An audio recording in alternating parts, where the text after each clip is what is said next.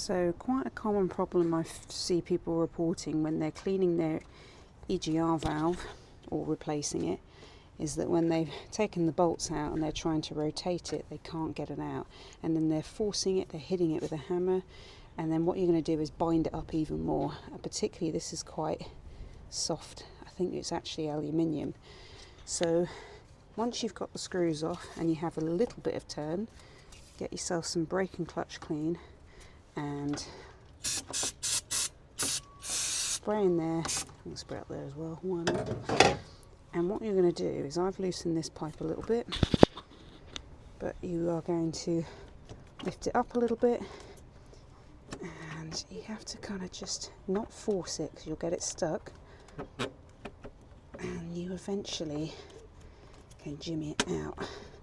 And from memory, I think it goes clockwise and it will eventually just pop out, but do not force it. Like, I'm just feeling it. And also the engine is warm at the moment. I'm going to put a bit more because this dries off really quickly from the heat, but it's just lubricating a bit and taking a bit of that soot away, which is probably what's causing it to bind. Might just pop this out of the way as well. Don't want to damage that. And yeah, if you get stuck, just go back down and keep working it until you get that sweet spot, but don't force it.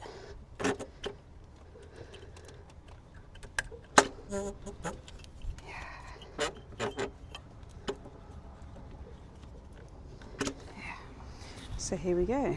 This is how much I've loosened it. It's really just on the end. If it does pop off, you want to bung it and you know, hope that you don't create an air trap. But now we've got the mushroom valve off.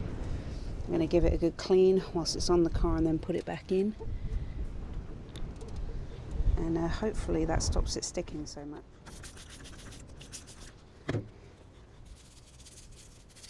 It's amazing how dirty these get.